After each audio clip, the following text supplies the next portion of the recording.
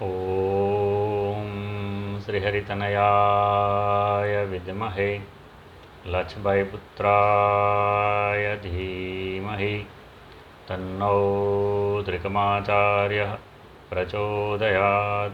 ઓમ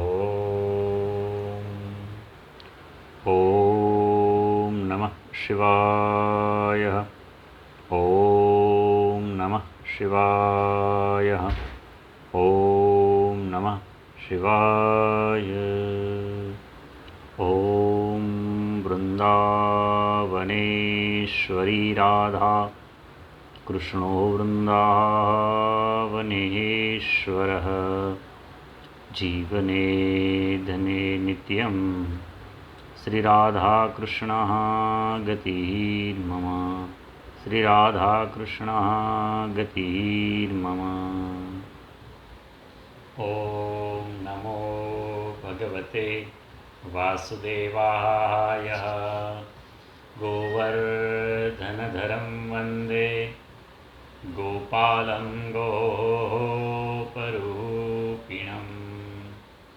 ગોકુલોત્સવમીશાनं ગોવિંદં ગોપિકાપ્રિયં. કૃષ્ણાય વાસુદેવાય હરયે પરમાત્મને. વહાલા સાધક બંધુઓ, વહાલા ભક્તજનો અને સનાતન ધર્મના આપ સર્વે ઉપાસકોના અંતઃકરણમાં બિરાજમાન રાજાધિરાજ પૂર્ણો પુરુષોત્તમ ભગવાન શ્રી દ્વારિકાધીશ જગદીશ્વર નારાયણના શ્રી ચરણોમાં અનંત કોટી વંદન હો. સૌને જય શ્રી કૃષ્ણ, જય પુરુષોત્તમ ભગવાન. સાધક બંધુઓ, પવિત્ર પુરુષોત્તમ માસ દરમિયાન ભગવાન શ્રી દ્વારિકાધીશજીની અવિરત પ્રેમની ધારા છે આપણા સૌ પર વરસી રહી હતી. ત્યારે જ અને શ્રી સદગુરુ મહારાજના દિવ્ય આશીર્વચન, માર્ગદર્શન અને પ્રેરણા દ્વારા આપણે સૌએ સાથે મળી પૂર્ણ પુરુષોત્તમ માસ દરમિયાન ભગવાન શ્રી નારાયણની, દ્વારિકાધીશ ભગવાનની બૃહદ નારદીય પુરાણ અંતર્ગત વર્ણવાયેલી જે દિવ્ય કથાઓ છે તેનું શ્રવણ અને પઠન કરી ધન્યતાનો અનુભવ કર્યો છે. ભગવાન શ્રી દ્વારિકાધીશજીને એક જ પ્રાર્થના છે, રાધા મુકુંદના ચરણોમાં એક જ પ્રાર્થના છે કે હે પ્રભુ, સદાને માટે આપની અનુકંપા, દયા અમારા સૌ પર કાયમને માટે વરસતી રહે. સર્વે ભવંતુ સુખિનઃ, સર્વે સંતુ નિરામયા. આજે આ બૃહદ નારદીય પુરાણ અંતર્ગત એક અધ્યાયમાં આગળ વધીએ અને વ્યતિપાતની કથા અને પુરુષોત્તમ માસ દરમિયાન આવનારી એકાદશીની કથાઓ છે. એ કથાઓનું પુષ્પ ભગવાન શ્રી દ્વારિકાધીશજીના ચરણોમાં સમર્પિત કરીશું. તો વ્યતિપાતની કથા શું છે? યુધિષ્ઠિર છે માર્કંડ ઋષિને પૂછી રહ્યા છે, હે બ્રહ્મર્ષિ, આ દુનિયામાં ઉત્તમમાં ઉત્તમ કોઈ વ્રત હોય તો એ આપ મને કહી સંભળાવો. ત્યારે માર્કંડ ઋષિ કહે છે કે હે રાજન, સર્વ વ્રતોમાં ઉત્તમ એવું વ્યતિપાતનું વ્રત છે. ઘણા બધા લોકો છે, ઘણા બધા ભક્તો છે, કદાચ આ નામથી પણ પરિચિત નહીં હોય. તો વ્યતિપાતની દિવ્ય કથા શું છે? તો માર્કંડ ઋષિ છે એ યુધિષ્ઠિરને કહી રહ્યા છે કે આ વ્રત પૂર્વે હર્ષવ રાજાએ કર્યું હતું. રાજન છે એક દિવસ વનમાં શિકાર કરવાને માટે ગયા. ત્યાં એણે એક એવું પશુ જોયું કે જેનું ગળું, મોઢું, કેળ, પગ તથા પેટ દાઝી ગયું હતું. એવા એક સુવર એટલે કે ભૂંડ છે એમને તેને જોયું. રાજા છે એમણે આવા પશુને જોયું તો તેને દયા આવી જાય છે. રાજા છે એ ભૂંડની પાસે જઈને પૂછવા લાગે છે. પોતાના માનવ સહજ પ્રકૃતિ ભાવથી પૂછે છે કે હે ભૂંડ, તારી આવી દશા સિદ્ધને લીધે થઈ છે. અહીંયા જંગલમાં તારી સાથે આવો વર્તાવ કોણે કર્યો છે? તું કયા પૂર્વજન્મના કર્મો છે એનું ફળ ભોગવી રહ્યો છે? તારા આવા હાલ સિદ્ધને થયા છે. રાજાના શબ્દો સાંભળી અને ભૂંડ છે એ માનવ વાણી બોલવા લાગ્યો અને કહેવા લાગે છે કે હે રાજન, ગયા અવતારની અંદર હું એક પૈસાદાર અને સમૃદ્ધ માણસ હતો, પણ મેં કોઈને જમણે હાથે કંઈ જ દાન આપ્યું ન હતું. મારો અવતાર સુધારવા મેં કંઈ જ કર્યું ન હતું. એક દિવસ એક બ્રાહ્મણ છે મારા આંગણે આવે છે, મેં તેનો તિરસ્કાર કર્યો, એટલે બ્રાહ્મણે છે મને શાપ આપ્યો, હે વણિક, જેવી રીતે આશારૂપી અગ્નિ વડે મારા અંગ બળી રહ્યા છે, તે જ પ્રમાણે હવેના ભવમાં તારા અંગને દાવાનળ બાળશે. આપણા શાસ્ત્રોમાં પણ કહેવાયું છે કે ભિક્ષુકો નૈવ ભિક્ષંતી બોધયંતી ગૃહે ગૃહે. ઘરે આવનારો, માગવા આવનારો માણસ ફક્ત ભીખ નથી માગતો, પણ એ આપણને સૌને કંઈક સૂચન પણ કરે છે કે મેં ગત જન્મમાં કંઈ જ કોઈને આપ્યું ન હતું, માટે મારે માગવાનો વારો આપ્યો છે. તો હે સજ્જનો, આપણાથી જે કંઈ પણ બની શકે તે દાન, દક્ષિણા, દ્રવ્ય આપ કંઈ ને કંઈ પણ આપતા રહેવું, અથવા તો કંઈ ના આપી શકીએ તો પણ ઘરે આવેલા માગણને છે તિરસ્કાર ન કરવો, એને હળધૂત ન કરવો. કારણ કે કરેલું કર્મ છે એનું ફળ શું મળે છે એ આ વ્યતિપાતની કથામાં ભૂંડ છે એ જે ફળ ભોગવી રહ્યું છે એ કહે છે કે ગત જન્મની અંદર મેં કોઈને કશું જ આપ્યું નહોતું, અને મારા આંગણે આવેલો બ્રાહ્મણ માગણ સ્વરૂપે હતો, જે નિરાશ થયો, મેં તેમને હળધૂત કર્યો, અને એનું ફળ બીજા જન્મમાં હું આ સ્વરૂપે છે ભોગવી રહ્યો છું.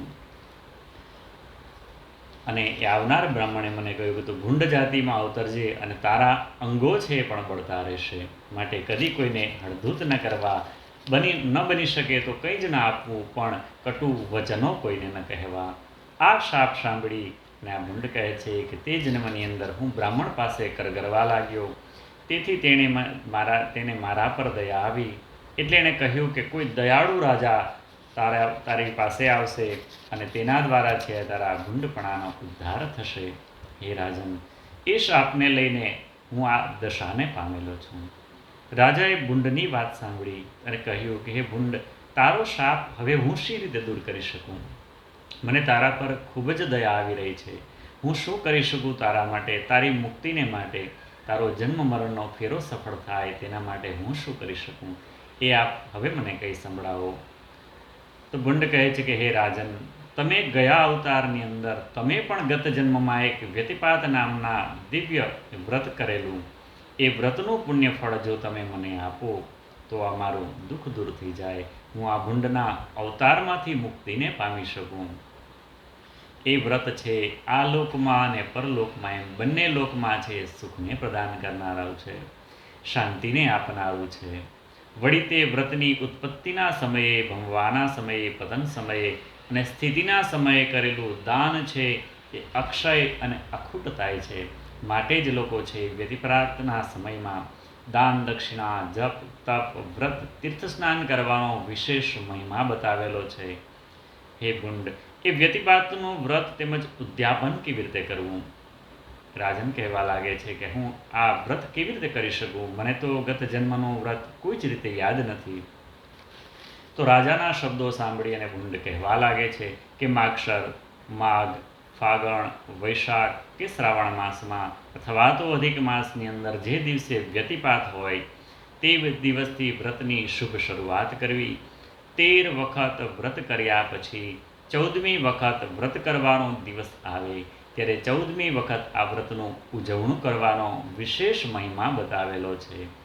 વ્રતના દિવસે વેદનો જાણનાર બ્રાહ્મણ હોય તેને ઘરે જમવાને માટે બોલાવવા, તેમની પાસે પૂજા કરાવવી, વ્યતિપાતની પૂજા કરાવવી અને કહેવું કે હે સૂર્ય, ચંદ્રના પુત્ર, પ્રભુ વ્યતિપાત, તમને નમસ્કાર હો. હું બ્રાહ્મણને આ જે કંઈ પણ આપું છું તે મારા જન્મે જન્મે અનંત ફળ આપનારો બને, આમ સમજી તે બ્રાહ્મણને જે કંઈ પણ બની શકે તે યથાશક્તિ દાન, દક્ષિણા, દ્રવ્ય અર્પણ કરવું. પૂજા વિધિ પૂરી થયા પછી બ્રાહ્મણોને જમાડવા. 14મા વ્યતિપાતના દિવસે 18 ભુજાવાળી વ્યતિપાતની મૂર્તિ બનાવવી. પછી પૂજન વિધિ કર્યા બાદ દૂધપાકની આહુતિઓ અગ્નિમાં આપવી. 13 બ્રાહ્મણોને લાડુ તથા દૂધપાકનું ભોજન કરાવવું. દક્ષિણા આપી બ્રાહ્મણોને સંતોષ પમાડવા. અને શાસ્ત્રમાં કહેવાયું છે કે એક દૂધણી ગાયનું પણ આ દિવસે દાન કરવાનો વિશેષ મહિમા છે. હે રાજન, આ વ્રત કરવાથી અનેક જન્મોમાં કરેલા પાપોનો નાશ થાય છે. આ વ્રત કરનાર સ્ત્રી ક્યારેય વિધવાપણાને પામતી નથી. તેનું સૌભાગ્ય સદા અખંડ રહે છે. દરિદ્રતા આવતી નથી, અકાળ મૃત્યુ થતું નથી, ઘરમાં ગરીબી આવતી નથી. હે રાજન, તમે મને એ શ્રેષ્ઠ વ્રતનું ફળ આપો, જેથી કરી હું આ દુઃખમાંથી મુક્ત થઈ શકું. રાજાએ ગત જન્મમાં કરેલા એ વ્રતનું ફળ આપવા હાથમાં પાણી લીધું અને ભૂંડને અર્પણ કર્યું. તે સાથે જ એ ભૂંડ છે એ ભગવાન નારાયણ વ્યતિપાતની કૃપાથી દિવ્ય દેહને પામ્યો અને તેને લેવાને માટે વિમાન આવ્યું અને વિમાનમાં બેસીને છે સ્વર્ગલોકની વિશે ગયો.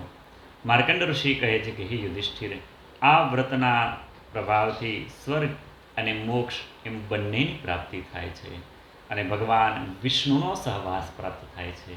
વ્રત કરનાર પોતે તો છે એ સુખ સમૃદ્ધિ વૈભવ્યને પામે છે, પણ સાથે સાથે તેના સકળ પિતૃલોક છે એ પણ એના ઉપર પિતૃદેવતાઓ પણ કૃપા કરે છે અને પિતૃઓની મુક્તિનું પણ આ વ્રત કારક છે. અક્ષય પુણ્યની વૃદ્ધિ કરનારું છે. સાથે સાથે બૃહદ નારદીય પુરાણમાં વ્યતિપાતની કથામાં એવું પણ કહ્યું છે કે આ કથા જે કોઈ શ્રદ્ધા રાખીને સાંભળે તે આ લોકમાં નાના સુખો ભોગવી અંતે વિષ્ણુલોકની વિશે જાય છે અને ત્યાં જઈને પણ તે પૂજાનો પાત્ર બને છે, તે પૂજનીય બને છે, આ જગતમાં વંદનીય બને છે. હવે અધિક માસની કૃષ્ણ પક્ષની પરમા નામની એકાદશીની દિવ્ય કથા શું છે તેનું પણ શ્રવણ કરીએ. યુધિષ્ઠિર કહે છે કે હે ભગવાન, આ અધિક માસની કૃષ્ણ એકાદશીનું શું ફળ છે એ પણ આપ મને કંઈ સંભળાવો. ભગવાન કહે છે કે હે ધર્મરાજ, આ મલમાસ એટલે કે અધિક માસ જેનો સ્વામી સાક્ષાત હું છું, પૂર્ણ પુરુષોત્તમ કૃષ્ણ સ્વરૂપે જ હું આ માસનો સ્વામી છું, ત્યારે આ પવિત્ર અને સકળ પાપનો નાશ કરવાવાળી એકાદશીની દિવ્ય કથા પણ તમે શ્રવણ કરો. કોઈ સુમેધા નામનો ધાર્મિક બ્રાહ્મણ ધન ધાન્ય વગરનો થયો. તેથી ઘણા લોકો પાસે ભીખ માગવા છતાં તેને કંઈ જ દ્રવ્ય પ્રાપ્ત ન થયું. તેની સ્ત્રી રૂપે યૌવન માધુર્યયુક્ત હતી અને પોતાના પતિની નિત્ય સેવા કરનારી તેમની સતી સ્ત્રી હતી. તે ભૂખી રહી અને અતિથિનું પૂજન કરી પોતે ક્ષુધાથી દુઃખ ભોગવે છે, પણ કદી મુખથી કોઈને કહેતી નથી. પોતાનું દારિદ્રપણું છે કદી કોઈને બતાવતી નથી. એમ પોતાના પતિને પણ એ પોતાના મનની વાતો છે જણાવતી નથી. એક સમયે પોતાની આ સ્ત્રીને કષ્ટ ભોગવતી જોઈ અને આ બ્રાહ્મણે પોતાની વિપ્ર પાસે આવે છે અને આ પત્ની પાસે આવીને પોતાના દુઃખની નિંદા કરવા લાગે છે કે અરે, અમારી પર આટલું બધું કષ્ટ સિદ્ધને આવી પડ્યું છે. અમારા એવા તે ગત જન્મના કેવા કર્મો હશે કે અમે આ જન્મે છે પણ દુઃખને દુઃખ ભોગવી રહ્યા છે. પોતાની પત્નીને કહેવા લાગે છે કે હે સુભગે, હું શું કરું? મને પૈસા મળતા નથી, મને કોઈ દ્રવ્ય આપતું નથી, માટે હું શું કરું? હું ક્યાં જાઉં? હે સુંદરી, દ્રવ્ય વગર કંઈ પણ કાર્ય સિદ્ધ થતું નથી, માટે મારે પરદેશ જવાની ઈચ્છા છે. હું પતિનું બોલવું શ્રવણ કરી અને પેલી પત્ની છે એની આંખો ભરાઈ આવે છે અને વિનયયુક્ત હાથ જોડી કહેવા લાગી કે હે નાથ, આપે મને કંઈ કહ્યું નહીં, તો પણ આપની આજ્ઞાથી કંઈ પણ બોલવું એવી હું આશા રાખું છું. હિતેચ્છુ જન સારી કે નબળી વાત નિરંતર કરે છે. આપ્યા વગર સુવર્ણના મેરુ પર્વત પર પણ ગયા હોઈએ તો પણ કંઈ મળવાનું નથી. એટલે કે ઉત્તમ ચ દત્તમ ચ તથૈવ તિષ્ઠતિ. કોઈને કંઈ આપેલું હોય, અગ્નિમાં કંઈ દ્રવ્ય આહુતિ સ્વરૂપે હોમેલું હોય તો એ તેમનું તેમ રહે છે, પણ કદી કોઈને કંઈ દાન ના આપ્યું હોય તો એનું પુણ્યફળ કદી પણ મળતું નથી. તો એમની પત્ની પણ કહે છે કે આપણે તો કોઈને કશું જ આપ્યું નથી, તો હે ઈશ્વર કે ભગવાન છે આપણને શું આપશે? પૂર્વજન્મે વિદ્યા, ધન, પૃથ્વી અને વસ્ત્ર જે કંઈ આપ્યું હોય તો તેમના ભાગ્યમાં જ પરમેશ્વરે લખ્યું હોય તે પ્રાપ્ત થાય છે. પરમાત્મા માત્ર અન્નદાન વગર આપે છે. માટે હે પ્રાણનાથ, તમે મારા સહ અહીં જ રહો. હું તમારા વગર ક્ષણ માત્ર પણ રહેવાની ઈચ્છા રાખતી નથી. પતિને છોડી રહેતી સ્ત્રીનો મા, બાપ, ભાઈ અને સાસુ સસરા વગેરે પણ યોગ્ય સત્કાર કરતા નથી અને સ્ત્રી દુઃખી રહે છે તો ગામના લોકો ક્યાંથી કરશે? જે સ્ત્રી પતિ વગર રહે છે તે દુર્ભાગીપણાને જ પામે છે. જે દિવસે આપણું ભાગ્યોદય થશે તે જ દિવસે સકળ વિષય અને દ્રવ્ય આપણને પ્રાપ્ત થશે. એવું બોલતા તે ત્યાં જ રહે છે. એટલામાં કાંડિન્ય ઋષિ છે એ સ્થાન પર પધારે છે. તેમના દર્શનથી સુમેધા અત્યાનંદ પામી પોતાના આસન પરથી ઉઠી સ્ત્રી સાષ્ટાંગ નમસ્કાર કરી અને આ બંને બ્રાહ્મણ દંપતી છે એ કૌંડિન્ય ઋષિ છે એના ચરણોમાં વંદન કરી જાય છે અને કહે છે કે હે ઋષિ મહારાજ, આજે હું આપના દર્શનથી કૃતકૃત્ય થયો છું, મારું જીવન સફળ થયું છે. એમ કહી આસન ઉપર બેસાડી વિધિપૂર્વક પૂજન કરી ભોજન આપ્યું અને કૌંડિન્ય ઋષિને પોતાની દરિદ્રતાની વાત કરે છે. ત્યારે કૌંડિન્ય ઋષિ કહે છે કે હે પતિવ્રતે, સર્વ પાપ, દુઃખ અને દારિદ્રતાનો નાશ કરનારું પરમા એકાદશીનું દિવ્ય વ્રત છે. એ વિષ્ણુ તિથિ, ભગવાન વિષ્ણુનો પ્રિય માસ એટલે કે અધિક માસની અંદર કૃષ્ણ પક્ષમાં મળમાસની કૃષ્ણ પક્ષની એકાદશી ભક્તિ, મુક્તિ ઇત્યાદિ સર્વ ફળોને આપનારી છે. એ દિવસે ધનધાન્યની પ્રાપ્તિ થાય છે. રાત્રે જાગરણ, ગીત વગેરે કરવાથી કુબેરજીનું વ્રત કરવાનું પુણ્ય ફળ પ્રાપ્ત થાય છે. ભગવાન કુબેરની પણ વિશેષ કૃપા પ્રાપ્ત થાય છે. હરિશ્ચંદ્ર રાજાએ પણ પોતાને ઘરે સંતાન પ્રાપ્તિ થયા બાદ આ દિવ્ય વ્રત કર્યું હતું. માટે હે વિલાસિની, તું એ વ્રત વિધિયુક્ત કરી જાગરણ કર. ધર્મરાજાએ તે બ્રાહ્મણે મળમાસમાં પરમા એકાદશીનું ઉપોષણ તથા પંચરાત્રિ વ્રત કર્યું. તેથી સર્વ પાપોથી મુક્ત થઈ સર્વ સુખને પામ્યા.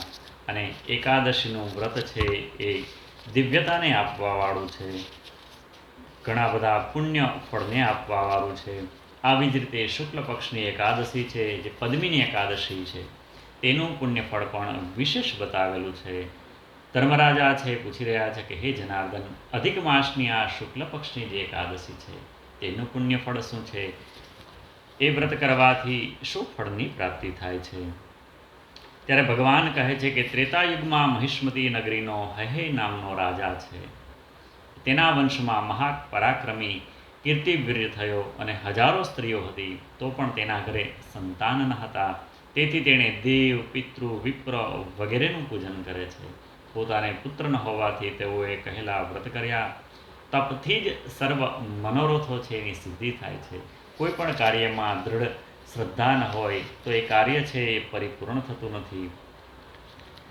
ત્યારે આગળ પદ્મિની એકાદશીનું વિશેષ મહત્વ બતાવતા કહે છે કે મલમાસની એકાદશીના દિવસે સ્નાન કરી તે દિવસે યથાવિધિ ઉપવાસ કરી જાગરણ કરવું એટલે પુત્ર દેનાર ભગવાન નારાયણ છે એની પ્રસન્નતા થાય છે, ભગવાનની કૃપા થાય છે. કેશવ ગરુડ ઉપર આરૂઢ થઈને પધારે છે અને સર્વ સંકલ્પોની સિદ્ધિ કરનારા બને છે. હે ધર્મરાજ, એ બધું મળમાસની પદ્મિની એકાદશીના પુણ્યથી માણસને પ્રાપ્ત થાય છે. જે કોઈ શ્રદ્ધા ભાવથી પૂર્ણ પુરુષોત્તમ માસનું વ્રત કરે છે, વ્યતિપાતનું વ્રત કરે છે, આ બંને એકાદશીઓનું વ્રત કરે છે, એના પર રાજાધિરાજ ગૌ બ્રાહ્મણ પ્રતિપાલ ભગવાન શ્રી દ્વારિકાધીશજીની પુરુષોત્તમ ભગવાનની અનન્ય કૃપા પ્રાપ્ત થાય છે. સાધક બંધુઓ, આપના સુધી ભગવાન શ્રીની દિવ્ય પ્રેરણાથી આ પૂર્ણ પુરુષોત્તમ માસ દરમિયાન પ્રતિદિન એક અધ્યાયનું કથા શ્રવણ કરાવવાનો જે અવસર પ્રાપ્ત થયો છે, એને પણ ભગવાન શ્રી દ્વારિકાધીશજીની અને આપના સૌના અંતઃકરણમાં રહેલા મને આશીર્વાદ પ્રાપ્ત થયા છે. જેથી કરી આ પુણ્યકર્મ છે, જ્ઞાન યજ્ઞ છે, સફળ થયો છે.